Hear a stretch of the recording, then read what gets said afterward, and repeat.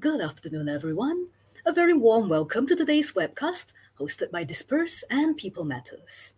My name is Mint from People Matters, and it's my pleasure to be your host today. The topic of the hour is the question of skilling and how we can build an inclusive, sustainable company learning culture. We are in the era of disruptive business transformations. Organizations have already realized that it's critical to become future ready on all fronts. That's where we see today's skilling programs geared towards making our workforce increasingly flexible, adaptable, agile, ready for anything that may come. It is a competitive advantage to have a future ready talent. But this is just the first step. It is equally important to create and sustain a company learning culture that is inclusive, that is accessible to employees at all levels of the organization, that is a collaborative, engaging, impactful experience. And the question is, how do we do this? Where do we start? Today's webcast session, brought to you by People Matters and Disprz, hopes to drive the conversation in this direction. Some of the key points we hope to cover today include skill mapping, key strategies on how we can align L&D programs with organizational goals, the question of how to make workplace learning more accessible, more inclusive, how do we improve learner engagement, how do we enable micro-learning in the flow of work, and of course, how do we measure our outcomes, how do we evaluate the effectiveness of skilling in terms of behavioural and business impact. Now, let me just take the opportunity to thank the Disperse team for always being in the forefront of the conversation, for supporting us to put today's agenda together, and for playing such a huge role in bringing the community together as we advance the ideals of winning in the 20s. Now, let me introduce our panelists. Joining us from IOCL today is Mr. K. Arunan, the Chief General Manager of the Retail Academy. He's an experienced retail sales specialist with a demonstrated history of working over 3 decades in the oil and energy industry. His expertise is petroleum retailing, channel management, customer service, and he's got a lot to share about how to skill people in these areas. Welcome, Starunan. Lovely to see you here today. Thank you, mate. Good evening to you. It's a pleasure to be with People Matters. Thank you. Next, joining us is Prachi Sharma, the Head of Skills Solutioning and Adoption at Disperse. Prachi is the Head of Skilling Solution at Disperse with over 20 years of learning, experience in learning and development across industries. She's an expert at creating digital-first learning strategies, nimble learning solutions, and helping organizations to become agile, quick to adapt to changes. Welcome, Prachi. Hi, Mint. Excited for our conversation today. Wonderful to have you both here with us. Now, a little bit of housekeeping before we start today's conversation. We welcome questions from our audience. I'm sure many of you have lots to ask about the question of skilling and an inclusive culture. And please, share your questions with us using the chat window on the right-hand side of the screen, and we will answer as many as time permits. Now, without further ado, I think our panelists are all geared up and ready to go. We've got lots of questions today, so let's get started. I think the biggest question to start with today. We have many challenges when we want to sustain a company learning culture, and these have gotten increasingly complicated, especially hybrid work with the increasing demand for various skills. So, in your view, what is the number one challenge that we need to start with? Who would like to go first? Yeah.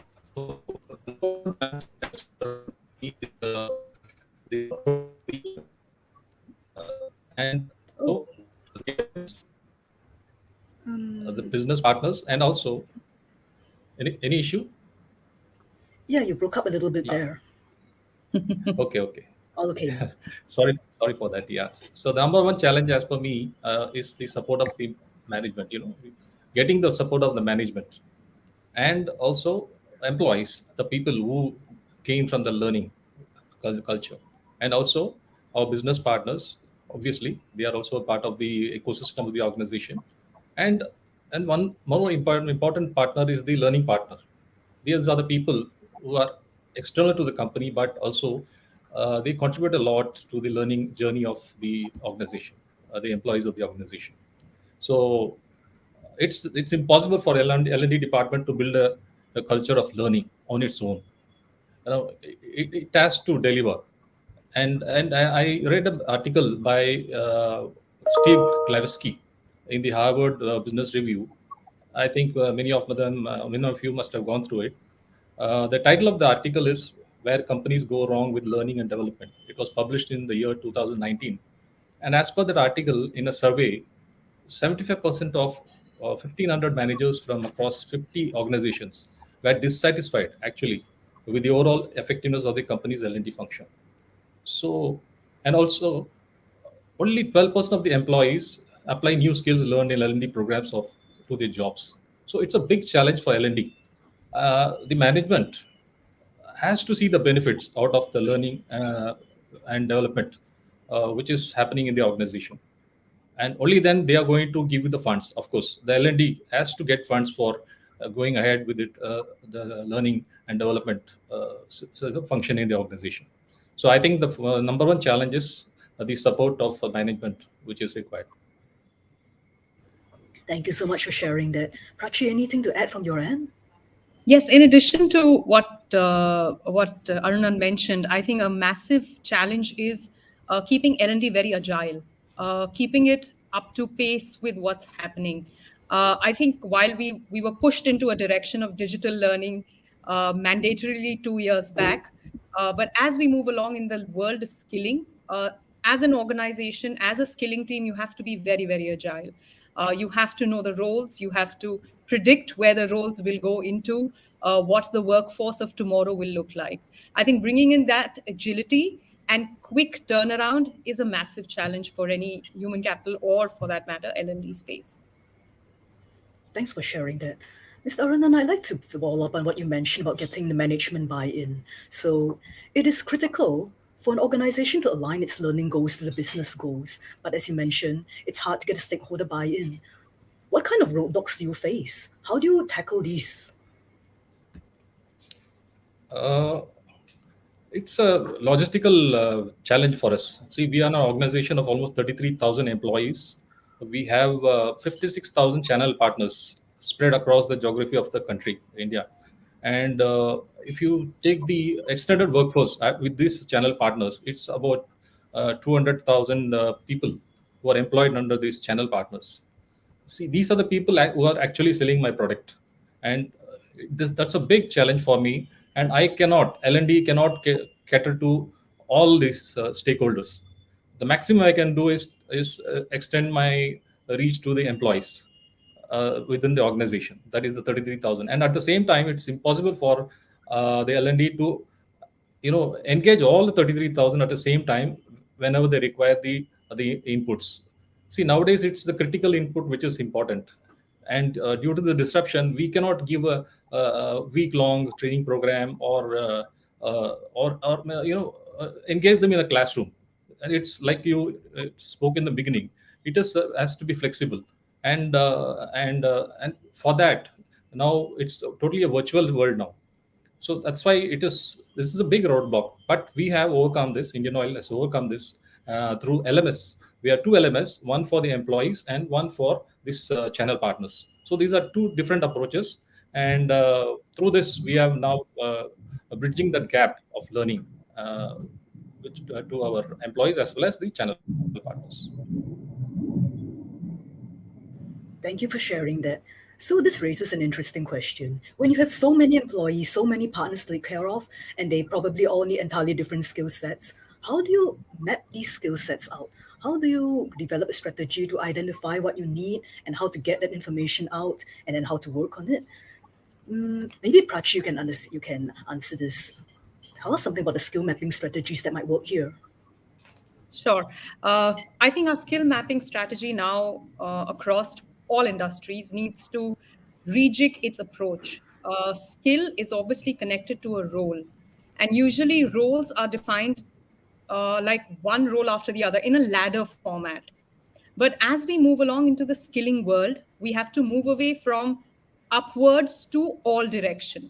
So it's like an octopus approach. There should be one role that can go in several directions. So as a skilling strategy, your single role, you should be able to see, okay, if I add this skills, it'll go up. But if I add additional skill, this career can also go towards left or right, linear, downwards, wherever the additional skill is required. So absolutely, it becomes from a ladder format to like a play gym, like a jungle gym, where one role can lead to several directions. What it means for an organization, especially for L&D, is they should be able to give a role its entire life. That, all right, if this is the skill that I require, these are the upskilling that will be required to move in different directions. So the skilling strategy for any organization now has to have reach in different directions. There isn't one way, there's several ways of moving the same role into different careers and forms. And I think that should now be the base of absolutely all organization when it comes to their skilling strategy. That an employee, a trainer can become an L&D trainer, can also become an ID, can also become a digital marketing person, and can go in all directions and format, because that's the skill that you need, and that's the skill that's easily available online, and you can develop that skill over a period of time. I love that octopus imagery. It really makes it so visible, the idea that people's skills just spread out in all directions and their abilities and capabilities as well. Did you have anything to add to that, Mr. Aranan? Maybe some illustrations of how this has worked out in practice for you? Yeah, at Indian Oil, we have a role-based technical competency framework for each role and at each level, right from the induction level to the middle management to the top management. So, based on this skill mapping, we have the programs designed at by L&D, and we have an Apex Institute. We call it the IIPM, Indian Oil Institute of Petroleum Management at Gurgaon. This is the Apex Institute, which takes care of the leadership programs for the organization, and and we have our divisions. We have about 5 divisions, and each division level we have L&D setup. The teams are different, catering to the particular divisions. Like you have refineries, we have pipelines, we have marketing. So each division has its own L&D team, and they design and structure the training program based on the roles, specific roles and skills mapping for those divisions. So that's how it is done. In addition, we have a hydrocarbon sector skill council under the National Skill Development Council of India. So they have also some curriculum for the people who are working in our outlets. They are upstream, midstream, and downstream of the petroleum sector. They have the skills. They have mapped the skills, and they call it qualification packs. So these are the guidelines, the basic structure of minimum curriculum that they should go through to have some proficiency in the job. So we are adopting these qualification packs also in our training programs to match the levels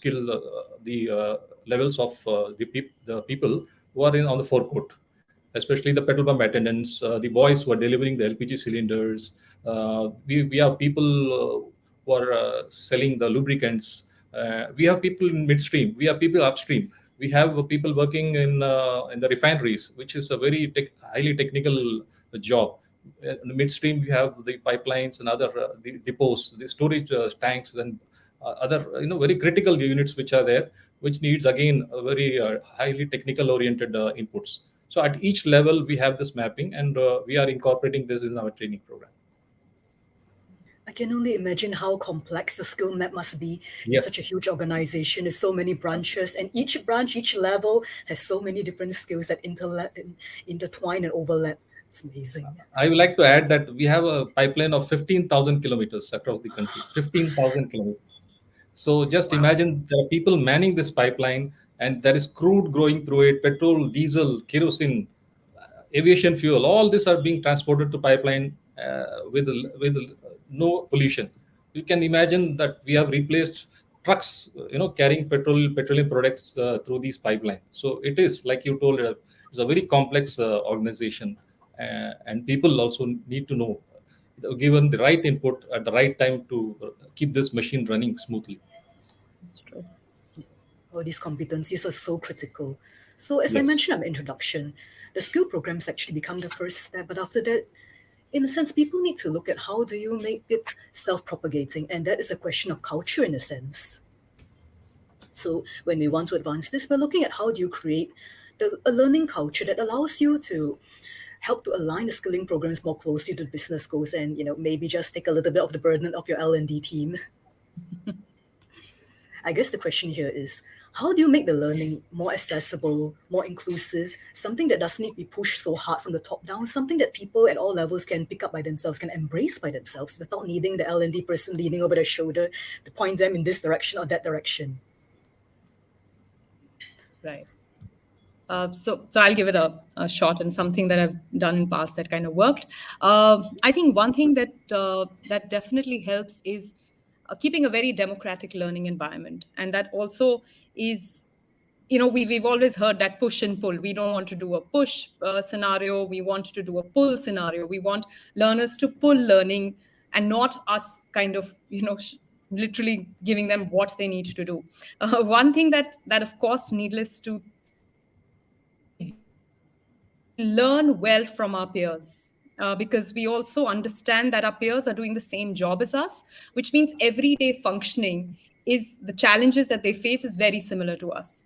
So peer learning is a great way of learning in a digital environment. It's relatively easy also. With the social tools, collaborative tools within the organization, you can do a lot of peer learning. The other is the content sourcing. And the reason I bring that up is, in today's world, content is really the soul of L&D. It's because you're off the classroom training. Now your content holds the soul of your L&D function. So when I say content sourcing, it's like an extension of peer learning. So today, our content ideally needs to come from our learners. So your L&D team should be able to actually extract content from the learners to put it onto the platform. It does two things. The acceptability is much higher. And if you are contributing onto something, the overall culture becomes very open and very learning and very democratic. So today I know I'm able to contribute something and I'm learning from somewhere else. We'll go ahead and do that. Very similar to a lot of platforms like Quora, where we ourselves go understand what it is, like Google. So these are all things that we look out for. So creating a learning environment should be very similar. It should be very democratic. It should be very learner oriented, and learner experience at the center, which means they should also be able to provide input for the content. And that becomes a very essential part of it. So L&D becomes nothing but curators of good content, and that is really required onto a platform where you need people to curate good content, but that content comes from our learner. I think that's a very powerful tool for learning culture. And I've seen it work really, really well, because you're so invested in seeing how your content is doing. You're invested in seeing what your peers are doing. It's really, really exciting to kind of bring that onto a learning platform. I hope that Thanks, helps. Prachi. Yeah, I would like to Yeah, to add to what Prachi has told, we have a platform for the channel partners. Like I told, it's called Sampark. Sampark means connection. So we've seen this peer learning on that platform, especially the forecourt attendants on the fuel stations. These people, they post. Suppose there's an incident like a fire accident in the retail outlet. So they post how they doused the fire, how they use the fire extinguisher, and how they avoided a big catastrophe at the retail outlet. And that's in the short video taken on a mobile phone is posted on that platform. And it's a micro learning platform. We have our own content, but at the same time, we are seeing this peer learning happening. People are posting good practices from the business on this platform, short 1 minute or few seconds videos, and that is helping in peer learning, like what Prachi was saying. Oh, that is brilliant. Although maybe a catastrophe at a retail outlet is a bit extreme for micro learning. No, it happens. You see, it happens. People, they don't know that they should not use a mobile when they are fueling a two-wheeler. Especially, they keep a mobile in their pocket and they take the fuel in the tank. So if they get a call at the time, you had it. There's a spark and immediately there's a fire. Or maybe the vehicle has some short circuit, you see some fuse. Of course, it's not a daily incident like you told. It's not a daily incident, but it happens. But people learn from such incidents how to be proactive immediately. My goodness, I feel like this to be a micro learning opportunity for the public as well. Sorry, Prachi. Well, I said it also takes away, what you asked, a whole lot of load from the L&D team to Yes. be SMEs, to know everything, to be Correct. absolutely available. Especially in Indian Oil's case, you can't be available at all fuel centers, right? As Absolutely. an L&D function, you do empower your learners to and provide them platforms where they can go ahead and post all of that. And I think it's also exciting to hear it from your peers than hear it from a trainer, because those guys are living it together. So yeah, that Absolutely. was a fabulous example. Thank you. So one thing about micro learning is that it is very good, especially for frontline workers, for people who don't have the time to go and sit down in a classroom for maybe an hour a week, people who maybe want to just be able to read a few paragraphs here and there, some tips on demand. So, Mr. Arunan, can you share a little bit more about how this works out in practice for the people who are actually doing the work and who might want to see it on their mobile or see it and as and when they need it? Yes, we had a lot of success in this micro learning platform.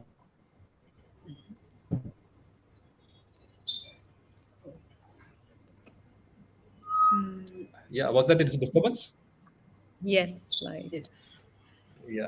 So we had a challenge of the training the forecourt attendance, especially because that's where I am related to. See, in the marketing division, we have about 33,000 retail outlets. Okay, these are the fuel stations across the country. So earlier we used to send a trainer physically for on the job training. So he was there at the retail outlet and used to train the persons. But then we felt that a few such interventions is not going to help the forecourt attendant, and especially when he's busy from morning 8 to around 7 o'clock or 6 o'clock in the evening. So he doesn't have the time to be pulled out from his duty and then to be trained and then again put back on the job. So we came up with this platform, micro learning platform, which is having content of 3 to 4 minutes maximum. These are videos, and we have seen that been a phenomenal adoption of this platform. People have accepted this platform, and by it was introduced in the year 2019, just before the COVID. And then we have seen it a phenomenal adoption during the COVID period when they could go through the content. And now almost 13 lakh courses have been completed by these people. So that's a huge number for us. So it is helping us, micro learning, and that is a way forward. And you can't expect a trainer to go around the 33,000 retail outlets and train them. It's impossible to train all the attendants and give them the specific input which they require. Thanks for sharing that.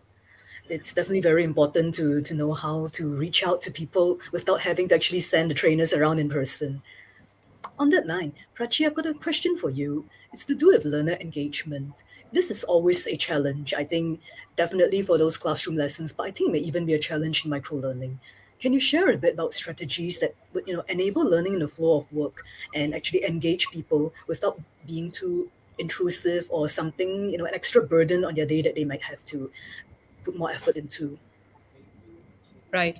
Uh, Very good question. In fact, learning in the flow of work is right now the only way to learn. And when you look at the definition of learning in the flow of work, it's nothing but information being easily available in a quick to learn format.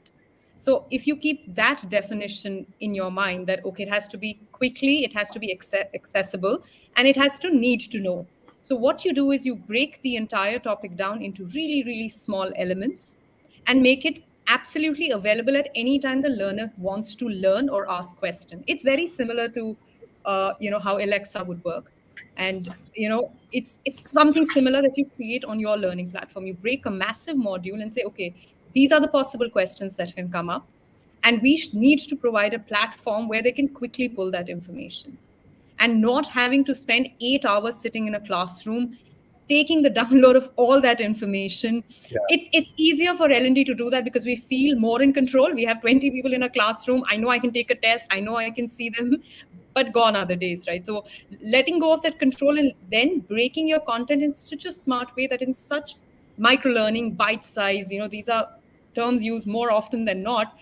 But probably the implementation needs to be a little more tighter. It has to be in your flow of work. Today, if you are addressing a ticket, IT technical ticket, you should be able to break down that task in a way that what are the possible branch out questions that can come up, and what are the small modules that we can plug into each of those questions. So that entire tasks get broken down into really small nuggets and small bite-sized information in different forms. Videos is one, infographic is a great way to learn. Also, imitate how learners are learning. Our younger population, the apps that they go to, all of us are Insta, our Pinterest, if you look at, they have a lot of infographics. So they, anyways, mode of learning is short bite information. So make your learning completely basis that in the flow of work, in a task, and break it between need to know and good to know. Sometimes when learning organizations put both of them together, which is I need this for my task, but this is good to know, let's combine it, it does not work. You have to segregate need to know, good to know, can be learned later. What is the pile-on effect of, if I do 1 minute here, 1 minute here, 1 minute here, what does my week look like? Also map out things like in an employee's day, what all tasks would they do sitting at their desk, and how is it that we can insert micro learning there.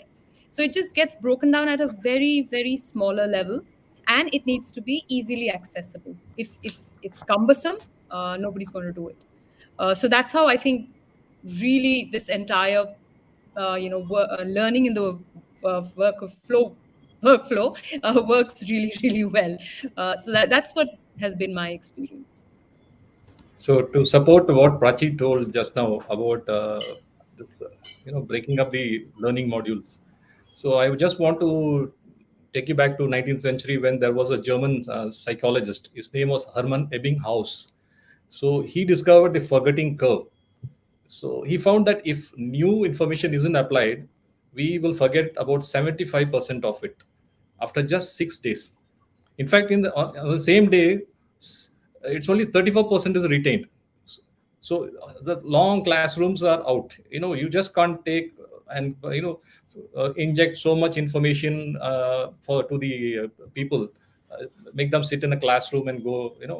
That's out. You have to give learning has to be spaced out and repeated over time. So that's a very important thing, like what Prachi was saying. It has to be spaced out. It has to be repeated also. So we did a program, we did a pilot in Bangalore.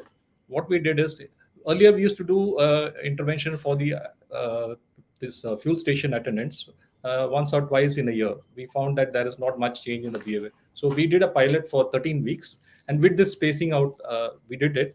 And we found phenomenal change in the behavior of the attendants after the 13 weeks intervention. Every week, once a day in the week, we did this intervention. We saw that there was a change in the behavior, in the confidence level, the decision-making level of these attendants. And for your information, we found that those petrol pumps, the fuel stations, their market share went up by 2 to 3%.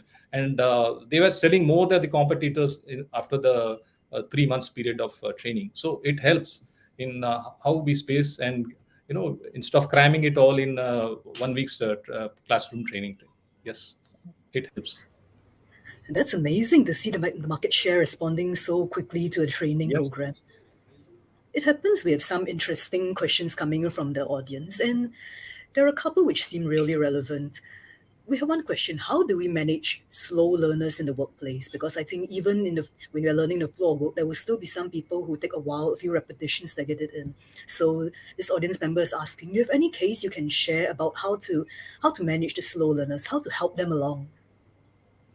Right. I do have an opinion on it for sure. I don't think there are any slow learners or fast learner. I think we all learn differently. You have a learner Yes. who just learns differently. So I Correct. wouldn't put them as a fast and a slow. What you definitely need to do is you need to make your content or how you're reaching out to various learners very different. So it can't be only be videos. That means that person is not able to understand while looking at something virtually. Probably reading is. So have your content in various strategies, various ways of learning. I'll say the same thing again, that it's not that the person is learning slow. It's your learning content and approach that's not resonating with the learner.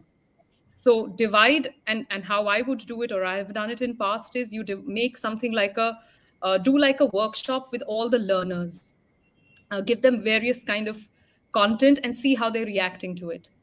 Understand where your learners are coming from and what is it that they enjoy. because sometimes you don't understand how your learners are learning. Get them in a room, do like, if it's digital learning, show them all sorts of content. Actually note how quickly they're taking onto it. Are they enjoying it? Are they getting bored? Because if you can see them, you see the body language.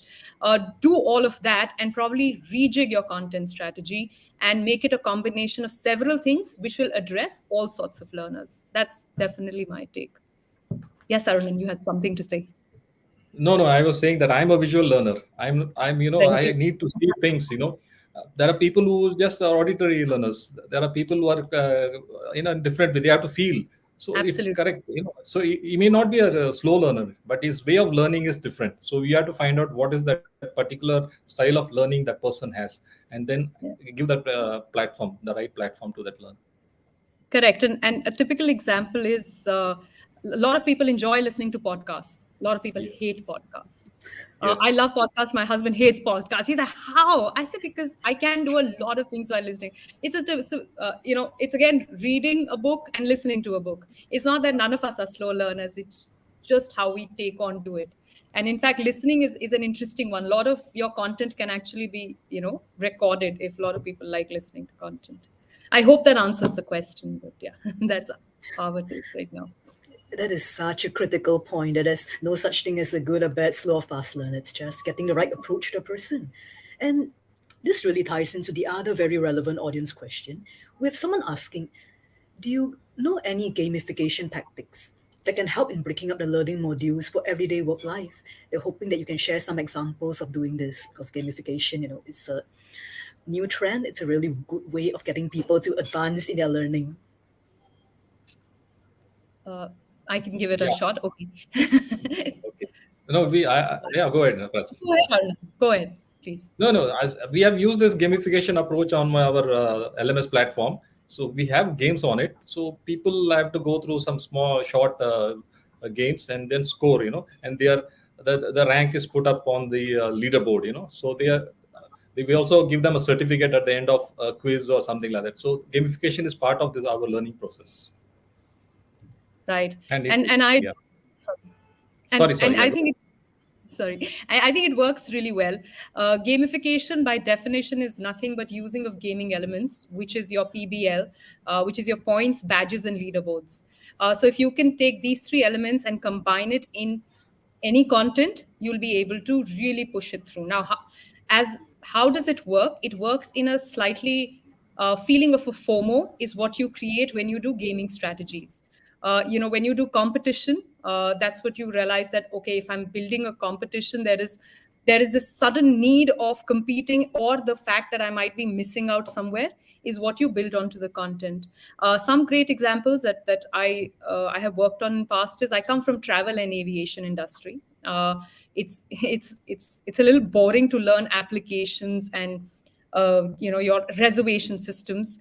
We had to turn that, which was about a 4 weeks training, into a gamified version, and it became extremely interesting. How we did that was, we created a storyline to move from one module to the other. The theme was detective and Sherlock and all of that we did. Visually, we made a great storyboard. We said, okay, you move from one level to the other. These are the clues, and these are the badges that you get as a team, which will give you these many points. You divide them into cohorts, and whoever gets there first is, of course, whatever is your learning winning that you get at the end of it. So absolutely all content can be turned into gamification. Like I said, there are just three elements, which is badges, points, and leaderboards. You combine these three, you can create a gamified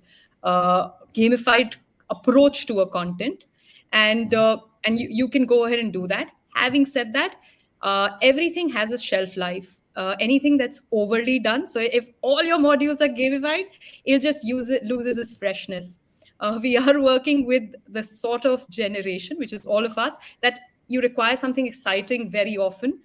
So don't overdo it, but do run a month where you do a very good theme-based activity, and which just should have these three elements.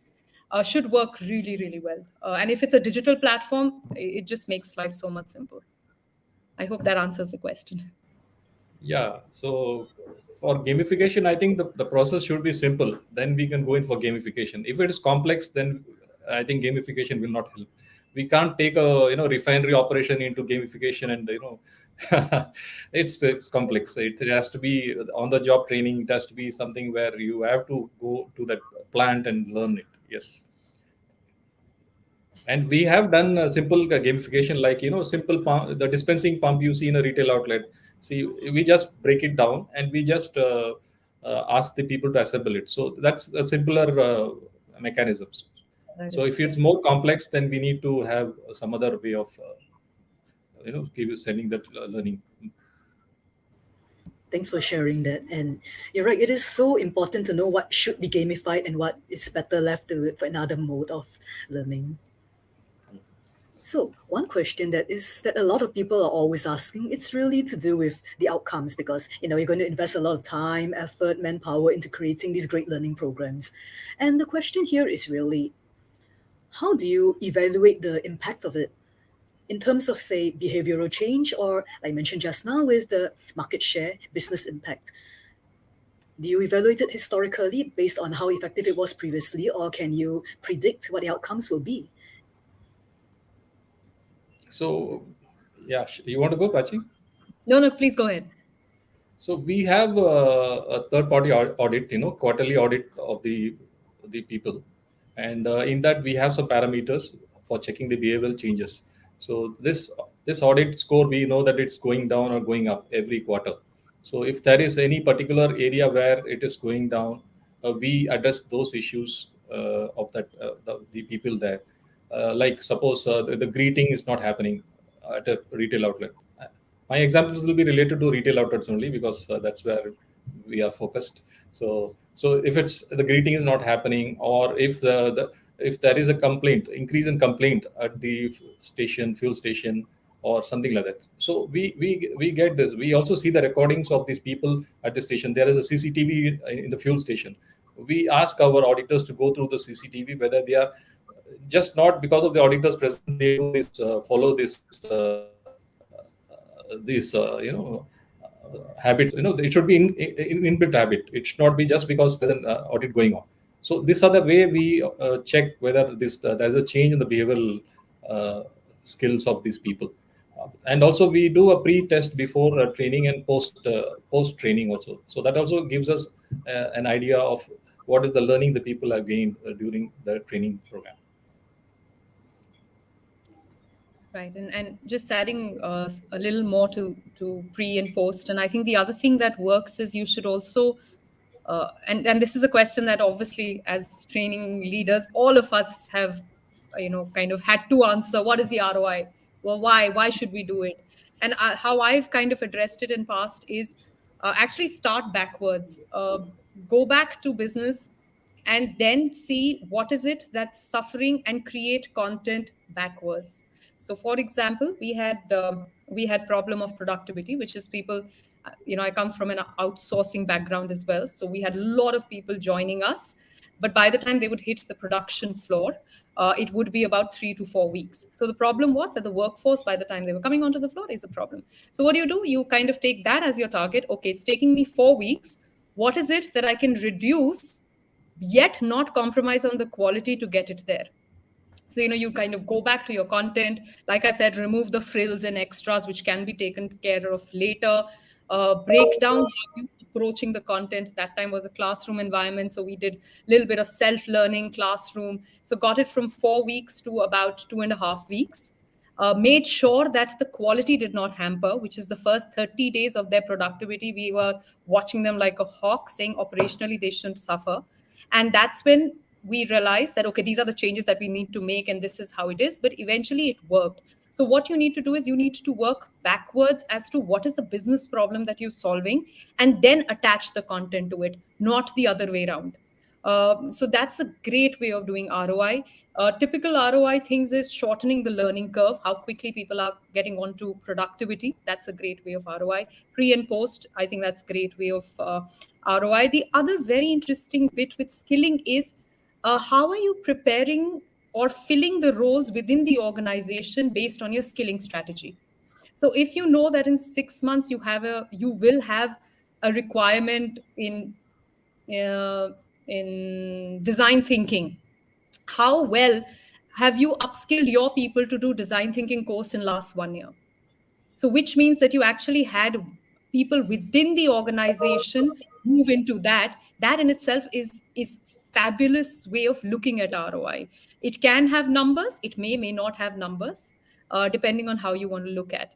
A lot of organization, you can also do it pre-hiring, whereas reach out to institutes, colleges, do tie-ups, get some of your content out there, and as soon as they come in, the time they spent in within the organization during learning can be less. So there are various ways of looking at ROI. The only way of doing it is backwards, that is from your business need to what the training you've put together. I've seen that work for myself. See if that works for any one of you. And that was a long Absolutely. answer, I know. But yeah. Sorry, Anu. No, it's so good. So you have to link the learning to the performance. I absolutely agree to that. And nowadays there are a lot of statistical models available to, you can take out data from your organization. I know it's available there. Like in my retail outlet, every transaction is captured. Whether it is just 1 liter you're delivering, it is 500 liters, how much time it took, what is the money spent. Every day transaction is taken. So we can relate what training does to the business. Yes, it can be measured. Yes. Thanks for sharing. And I really like the point that you have to start and work backwards. You don't do it and then hope that you get a result. You start the result that you actually want. Yeah, but all of us are, at least I am guilty of doing the other way around. That I created a model and then wanted to fit, as I've done that in past. Yeah, so I know how that is. Sorry, go ahead. Okay, we have a few more audience questions, and one of them I think calls back a little bit to Aruna, what you mentioned earlier about having the skill mapping that you talk about. And this audience member is asking, how do you create roles and skills framework and transparency across your workforce? So we have skill levels required for the basic, the person who's entering the organization, like the sales force, the people who are in the front line. So we have skills which are mapped for that particular level of people, or for people who are a certain level of executives, the lower level of executives. So there, these skills are mapped. And again, when they are elevated or promoted, when they go to the middle management, there are different skills required. Some competencies are required at that level. So these are, again, see, and from this the KRA is also mapped. Their performance appraisals are done based on these KRAs from this framework. And again, when they go to a management level, the skills and the competencies are different. So that's how this framework is made. And based on this, the appraisals, the LMS, and all these things are done at our corporate level. So again, LMS, we have basic level, intermediate level, and again a more senior level LMS. So that's how it's done in our organization. That's really interesting. The idea that you have a separate LMS for each level. Can you share Yeah. a little bit more about that? Because I think a lot of companies would prefer to have a single LMS integrated for everybody, but to split it up is definitely seems more effective. Yeah. See. For example, a person, a sales officer, say, an officer who is on the front line, he has to know only selling skills. Okay, selling skills. He has to know only the basic. He has the basic knowledge of the products, the services to be delivered to the customer. But when he goes to a middle level management, he has to know people management. So that's a different skill he requires. Of course, he requires people management at the lower level, but not to that level. But here he's going to lead a team. So what is team management, leadership skills? These are the skills which are required at the middle level. So there are modules for that level of people. But then again, when they go up again, so his job will be 90% will be only people management, and only 10% will be technical competency. So there again, the level of competencies are different. So that's how the LMS is prepared. And there is a learning path for these people, and they have to go through this, like the basic. When you are joining the company, these are the modules you have to go through. So we have our classroom program, but we give this LMS modules as a pre-read. So they come prepared when they come for the program, and they are more aware. Instead of just coming there and sitting through the class, they do this, go through the LMS, and they are well equipped to ask more pointed questions to the faculty, and not wasting time, just going through the whole lecture. That sounds really, really effective. It must save them a lot of time as well, a lot of effort on the learning team's part. Absolutely. Yes, it takes a lot of time, yeah. But they need that input at that level. Otherwise, it's not going to help them. They have to be competent when they come to that particular role. So, suppose tomorrow he goes from sales to operations or logistics. So, he has to go through the modules in logistics departments. He has to go through modules in maybe in shipping or some other department. So he has to go through that, and then only he'll be competent to enough to take that the role responsibilities.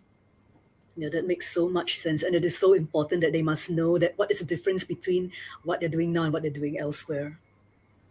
Yes. Okay. I have another audience question. This one is for Prachi, and I think this audience member is asking about targeted skilling. How do you use targeted skilling to make it more inclusive and more dynamic? Right. And I think the only way to function is through targeted skilling. And the reason I say that is a lot of time learning modules, all of that fail because we're not able to address the why. Why do I need to do this? If you do a targeted skilling, that, this is the role and this is why you need to learn because this is where it'll take you, I think is extremely important to have a very interesting, inclusive skilling environment because you have included the why of it. So if it's not targeted and if it's like a carpet bombing saying, listening skill is a great skill, let's all learn. Yeah, okay. But if you say that no, Prachi, for you, listening skill is important because you have to be a great facilitator as we move along. And why is that important? Is because you have to listen and respond and not listen and respond. So that's very targeted to me. It's very personal. It's my skilling ability. So each role has to have very targeted skills and not very general skills.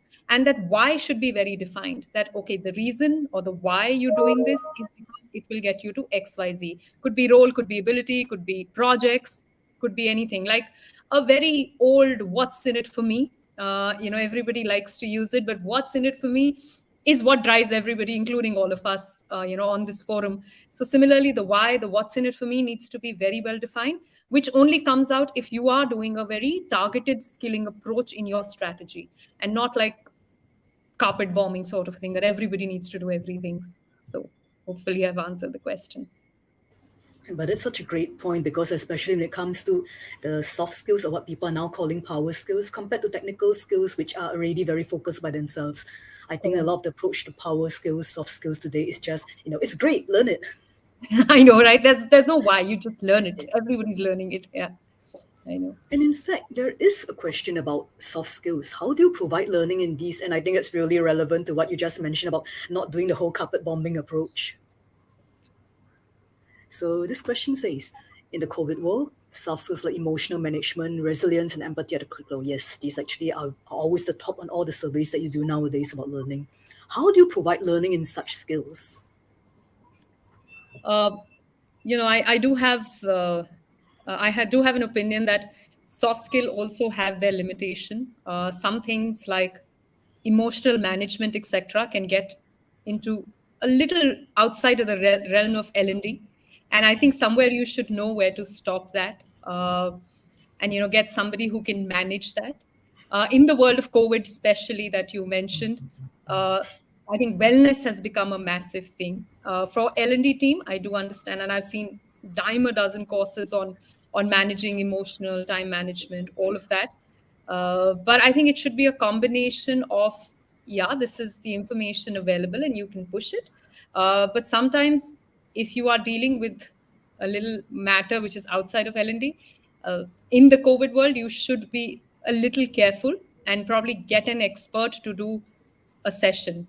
I don't think everything falls under soft skills. I do strongly believe. So you should know where L&D team should say, okay, we can facilitate you in getting you to the right person. We don't know everything.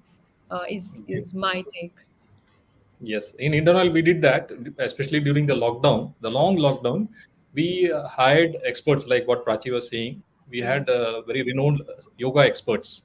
So Okay. every Sunday we had this program, and for each category, for young people, for middle-aged people, for old people, we had these classes, and it was a 1 hour class in the morning, and it was recorded and it's available on YouTube also. You can see that it's for Indian Oil family, and this was one way of intervening for about this. The question they have asked about soft skills, especially even emotional intelligence. These are many Yeah. sessions we conducted virtually through experts. Of course, we just facilitated. L&D department is there, which facilitated this. And like I told, we have four divisions: north, south, east, west. They had their own faculty.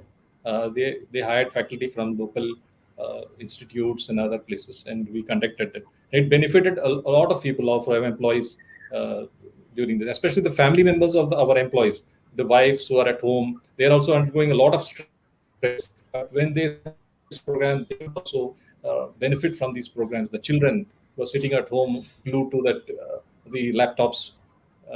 They couldn't go to school, but yes, they benefited from this program. Thanks for sharing. This is actually rather related to the next question that's coming in. And this, again, I think it also calls back to what we talk about learning the flow of work and gamification. An audience member asks, no matter how interesting the trainer and his or her content is, we do see a dip in the interest of the participant. They don't want to be glued to the systems for training. They'd rather be busy working their own tasks or deliverables. I think very common. Very How do we common. Very make Yeah. it? How do we make an impact on individuals like these? How do we encourage them? I guess that's the real question. How do we get them, to pay attention to learn rather than just keep rushing ahead with what they're doing?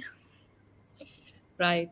And you're right. It is very related to how you put it as a part of their job and work. Uh, and I think it's not how interesting the content is, it's how relevant the content is. And I keep saying to everybody that you have to address the why. Yes. We don't expect the trainers to dress up and dance in front of anybody to entertain them, and that's not the idea.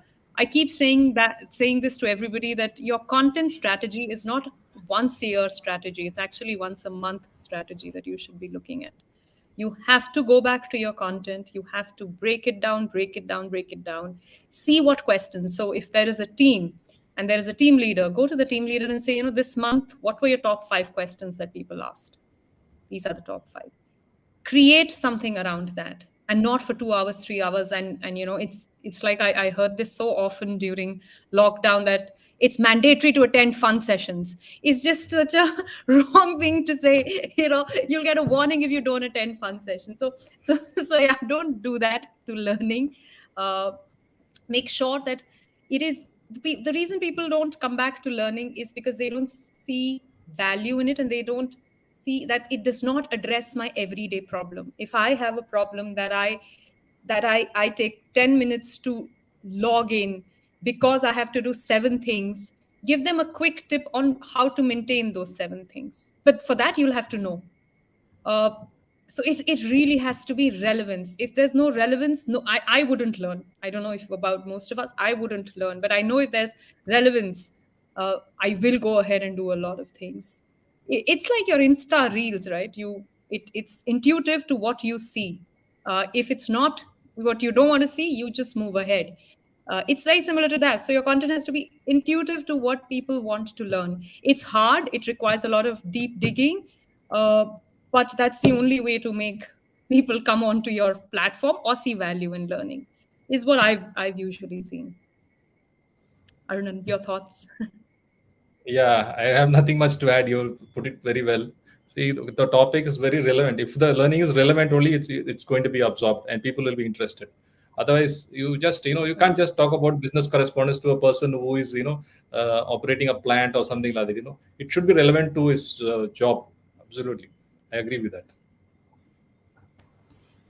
Actually, relevance has been a very constant thread through this entire conversation. If you think back, it's all about getting the stakeholder buy-in, and the stakeholder buy-in only comes when they understand that what they're learning is going to help them immediately, not like 5 months down the road, not like 2 weeks down the That's road, true. but today, this Absolutely. hour. Yeah, that's true. Very, That's very true. Yeah. very Sometimes true. you're right. Sometimes we talk about in 12 months, you will see the value. You're like, I don't know where I will be in 12 months. So, yeah, that's so true. It's now.